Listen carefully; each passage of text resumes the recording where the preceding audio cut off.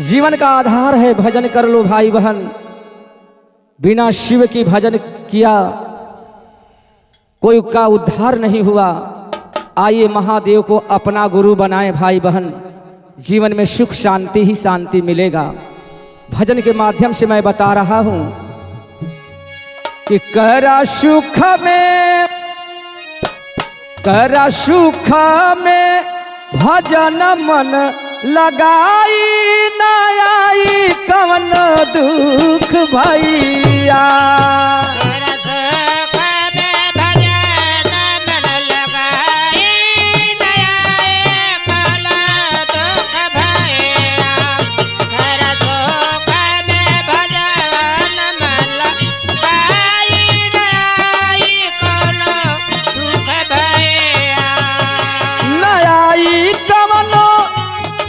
भैया नयाई कोनो दुख भैया।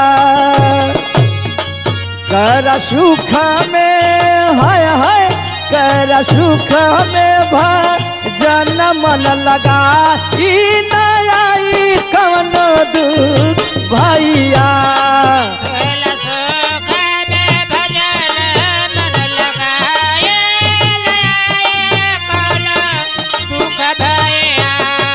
मिल जाई तो है गुरु पर छाई न आई कवन दुख भैया।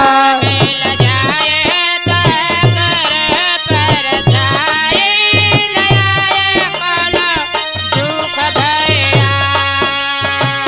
हो करी के भजन शिवा चर्चा करावा।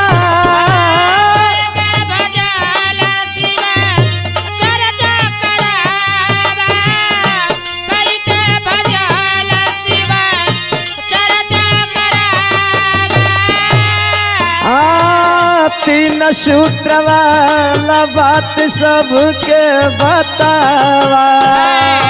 तीन सूत्र वाला बात सबके बतावा। सूत्र वाला बात सबके बतावा। क्षण में कटी जाई हाय क्षण में कटी जाई दुखवा पराई कवनो दुख भैया में कटी जाई दुखवा पराई नई दुख भैया। सन में काटे जाए दुखवा पराई नई कवनो दुख भैया।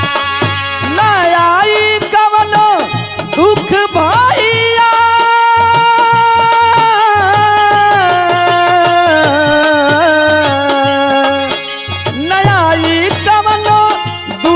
भैया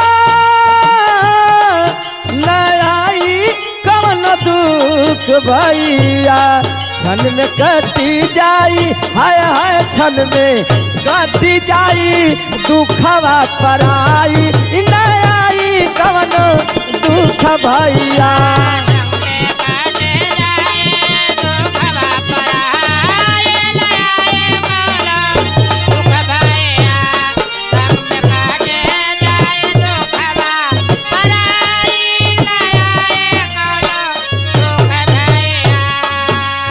भजन से ही शरीर सुंदर होता है। सुंदर जाना मावा के सुघर बनावा।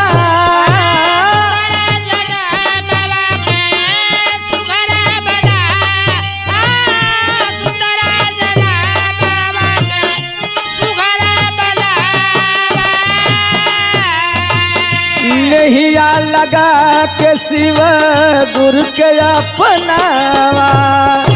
नहिया लगा गुरु के अपनावा। ओ नहिया लगा गुरु के अपनावा। हरे मरला पे हाय हाय देखबा मरला पे कुछो नहीं जाई कि आई कवनो दुख भैया देखा मरला पे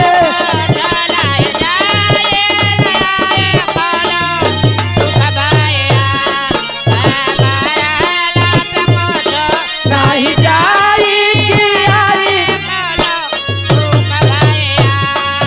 नहीं आई कवनो दुख भैया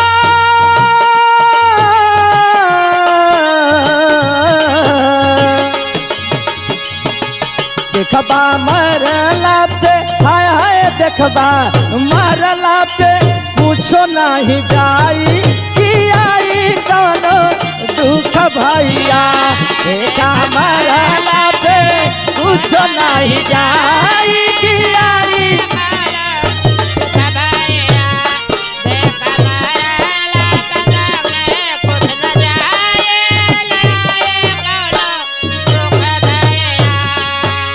तीन सूत्र का पालन करना है भाई बहन। तीन सूत्र वाला बात सबके बतावा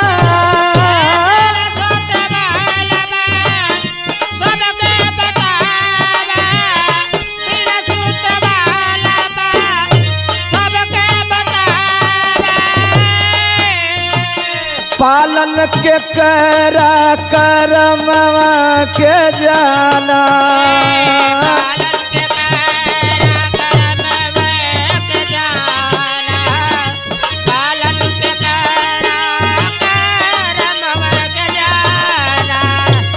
एकरा कइला से हाय हाय एकरा कइला से भाग जाग जाई न आई कवनो दुख भैया एकरा कइला से भाग जाग जाई न आई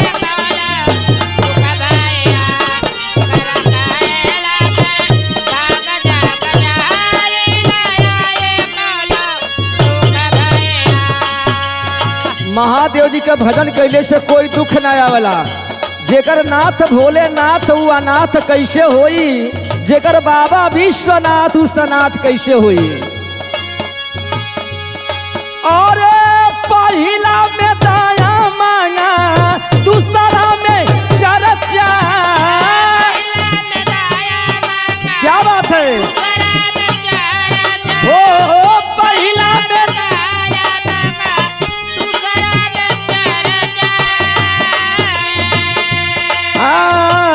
नमः शिव जप करल लागी नहीं खर्चा नमः शिव जप करल लागी नहीं खर्चा नमः शिव जप करल लागी नहीं खर्चा कि राम जतन भजन हाय हाय राम जतन भजन गाव मन लगाई न आई कवन दुख भैया राम जतन भजन